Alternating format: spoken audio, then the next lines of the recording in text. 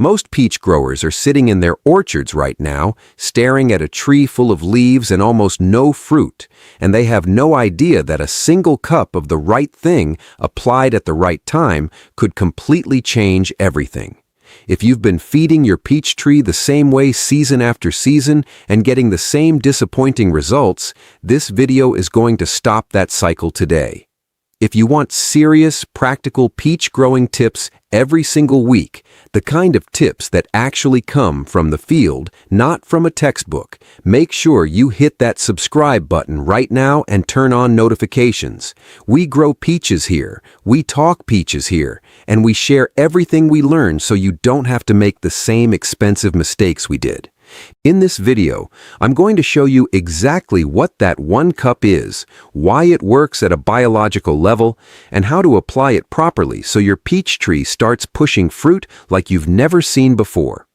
By the end of this, you'll also know the 3 timing mistakes that are quietly killing your fruiting potential and how to fix them starting this week. Let's get into it. Here's the honest truth about peach trees that nobody really talks about up front. They are heavy feeders, more than most fruit trees in your garden. A peach tree that's putting on new growth, setting blossoms, swelling fruit, and trying to build a strong root system all at the same time is working incredibly hard. And when that tree doesn't get what it needs, in the right form, at the right moment, it makes a choice. It drops the fruit. It closes the blossoms early. It puts everything it has into just surviving, not producing. I've talked to hundreds of backyard growers and small orchard owners, and almost every single one of them has made the same set of mistakes. They fertilize in the wrong season. They use a general-purpose fertilizer when the tree actually needs something very specific. They water too much when they should be backing off. Or they let the soil dry out completely right when the tree needs consistent moisture the most. And the biggest mistake of all? They do nothing after harvest. They think the tree's job is done for the year, so they stop caring for it. And then they wonder why next year's crop is even worse than this one. The peach tree doesn't stop working just because you stopped watching it. After harvest, that tree is already preparing for next year. It's storing energy, building flower buds, and consolidating nutrients in its root system.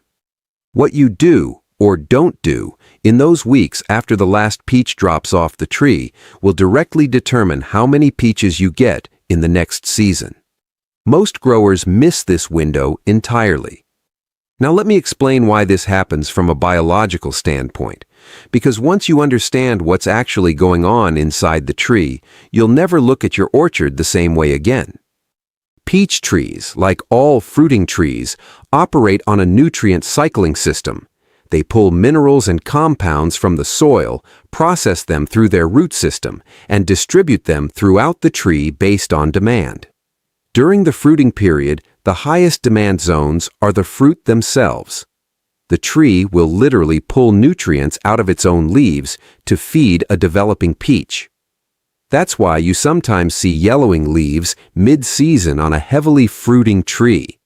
It's not always disease. Sometimes the tree is just robbing from one place to feed another. The compound that makes the single biggest difference in fruit production, the thing that directly controls how many flowers a peach tree sets, how many of those flowers become actual fruit, and how large and sweet that fruit gets, is potassium, not just any fertilizer. Potassium specifically. Potassium regulates water movement inside plant cells, activates more than 60 different plant enzymes, and most critically for us as growers, it is the primary driver of fruit sugar development and cell expansion. Without enough potassium, flowers abort early. Without enough potassium, small fruits drop before they mature. Without enough potassium, the fruits that do make it to harvest are small, dry, and low in sweetness. Here's the additional piece that makes this even more urgent. Potassium is highly mobile in the soil, which means it leaches out quickly with irrigation and rain. So even if you added a balanced fertilizer early in the season, by midsummer, your soil potassium levels can be significantly depleted, right at the moment when the tree needs it most to push fruit to full size. This is why timing matters just as much as the product itself. So what do commercial peach growers actually do? Because let me tell you, the people running serious peach operations are not just throwing a handful of generic fertilizer around the base of the tree once a year and hoping for the best. There's a real system behind what they do, and when you understand it, you can apply the same logic on a backyard scale with one simple ingredient. The ingredient is wood ash, just wood ash. 1 cup of clean wood ash, sourced from hardwood that hasn't been treated or painted, applied correctly to your peach tree, delivers a concentrated dose of potassium and calcium that a peach tree can begin absorbing within days.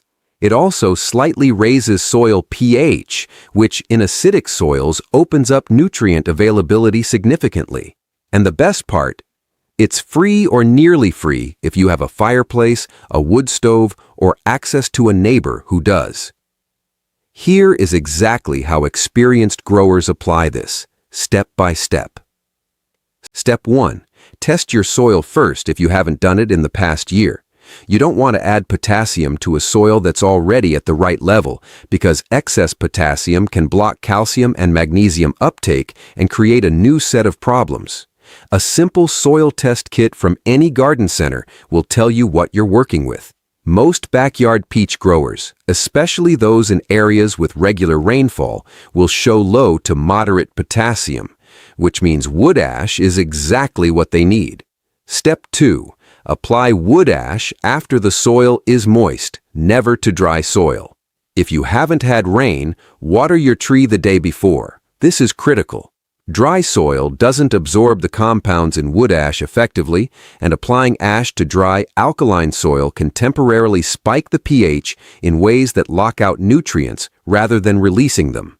Water first. Let it soak in overnight. Then apply the ash. Step 3. Spread the ash in a ring around the tree, starting about 1 foot away from the trunk and extending out to the drip line. That's the outermost reach of the branches. A peach tree's feeder roots aren't right at the trunk. They're spread out wide, often beyond where you'd expect. This is where the absorption happens. Apply your 1 cup evenly across this zone. Do not pile it against the trunk. Step 4. Lightly work the ash into the top inch of soil with a rake or your hand, and then water again. This activates the ash and begins the process of the potassium moving down into the root zone. Don't leave it sitting on top of the soil in a dry pile. It'll just blow away or wash off in concentrated streams during rain. Step 5. Repeat this application every 4 to 6 weeks during the active growing season and do 1 final application after harvest before the first frost. That post-harvest application is the one that most growers skip, and it's the one that sets up your fruiting buds for the following year. Don't skip it. Now let me walk you through what you're going to actually see when you're out there with your tree, because I want this to feel real for you, not like a list of instructions on a page, but like you're out in the field with someone who's done this many times. Walk up to your peach tree right now. Look at the leaves. If the older leaves, the ones near the base of the branches, not the new growth at the tips, are starting to show yellowing at the margins, sometimes with a scorched or burnt look at the very edge that is a classic early sign of potassium deficiency. The new growth at the tips might still look perfectly healthy because the tree is pulling potassium away from the older leaves to support the newer, more active tissue. By the time you see this, the fruiting potential for that season has already been compromised, but you can still salvage a lot of it if you act immediately. Now look at your fruit. If you have any developing peaches on the tree right now, feel them. If they're soft and dropping prematurely, if they're small and not sizing up the way they should be by this point in the season, if they're splitting or showing uneven coloring, all of these are connected to insufficient potassium and inconsistent moisture. The ash application addresses the potassium side. Consistent deep watering, once every 5 to 7 days for mature trees in hot weather, addresses the moisture side. Look at the bark near the base of your main scaffold branches. Healthy, actively fruiting peach trees have a slightly different appearance at this zone than stressed trees, smoother, more pliable, with good color. Stressed trees often show gummy secretions, rough texture, or discoloration in these areas. If you're seeing these signs alongside poor fruiting, you're likely dealing with a combination of nutrient stress and possibly a secondary infection that's moved in because the tree's defenses were lowered. Get the nutrition right first. A well-nourished peach tree fights off disease and pests significantly better than a stressed one. I want to pause here and ask you something important, because I genuinely want to know where you are in your peach growing journey. Drop a comment below and tell me, is your peach tree currently producing the way you want it to, or are you struggling to get consistent fruit? Just type fruiting if your tree is doing great, or type struggling if you feel like something's off and you can't figure out why. I read every single comment, and knowing where you're at helps me make better content for this channel. Let me know right now, fruiting or struggling. All right, I'm going to give you a golden tip now. This is something that most backyard growers never figure out on their own, and most online guides don't mention because it sounds almost too simple to be true. But I've tested this on multiple trees over multiple seasons, and the results are consistent. When you apply your wood ash, add 1 tablespoon of Epsom salt, magnesium sulfate, to the same watering can you use to water it in, not on the soil, in the water. Just stir it in and use that water right after you apply the ash. Here's why this matters. Potassium and magnesium work synergistically in plant metabolism. Potassium drives cell expansion and sugar development, but magnesium is the central atom in the chlorophyll molecule. It's literally what makes photosynthesis work. When you boost potassium without supporting magnesium levels, you can actually create an imbalance that slows the tree's ability to produce the energy it needs to ripen fruit properly. By watering in your ash application with a light magnesium solution, you're essentially giving the tree both accelerators at the same time. The difference in fruit size and sweetness when you do this versus just applying the ash alone is noticeable, not subtle. Noticeably larger fruit, deeper color development, and in my experience, fruit that holds on the tree longer without dropping before you can harvest it. This one small addition costs almost nothing extra but makes a real difference in your results. Before we wrap up, let's go through the mistakes that I still see regularly, even from people who've been growing peaches for years, because avoiding these is just as important as doing the right things. The first mistake is applying wood ash to wet foliage or right before rain. When ash sits on wet leaves, the alkalinity can cause minor leaf burn. Always apply to the soil zone only and check the forecast before you do it. If heavy rain is coming in the next 24 hours, wait. You want the ash to stay where you put it long enough to be worked in. The second mistake is over-applying. 1 cup per application cycle is the right amount for a standard mature peach tree. Growers who think more is better end up raising soil pH too high, which starts locking out iron and manganese.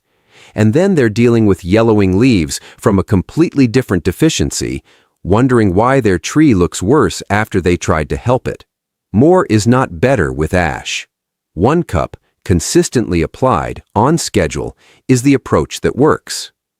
The third mistake is using ash from treated wood, painted wood, or wood that's had chemical accelerants used to start the fire. Only use ash from natural hardwood.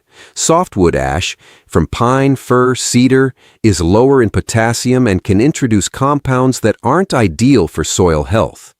Hardwood ash from oak, maple, fruit woods, hickory is what you want. If you're not sure, don't use it. The fourth mistake is forgetting to account for the tree's age.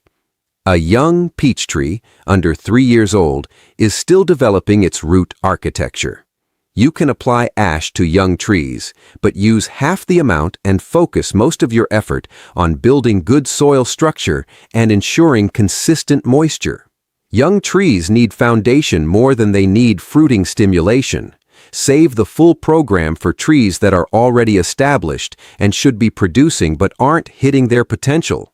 You now have everything you need to go out there and actually change what your peach tree is doing. 1 cup of wood ash, the right timing, the right application method, a tablespoon of Epsom salt in your watering can, and the awareness to do that final application after harvest, which is the step that most people never take, and the step that makes the difference between a tree that limps into next season and a tree that comes back loaded. Growing peaches well is not complicated. But it does require you to pay attention, to stay consistent, and to understand what your tree is actually asking for at each stage of the season. When you match what the tree needs with what you give it, the results speak for themselves. Your neighbors are going to start asking what you're doing differently, and you're going to have more peaches than you know what to do with. If this video helped you, do me a favor and hit that subscribe button, because we post new peach growing content every week, and every video is built around real field results, not theory. Join this community of serious growers and let's keep building better orchards together. Next week, I'm going to show you how to prune your peach tree for maximum light penetration and fruit production, a technique that almost triples the number of fruiting spurs on a mature tree, and one that most growers are too afraid to try because they don't want to cut too much. I'll show you exactly how much is enough and how to do it without setting your tree back. You don't want to miss that one.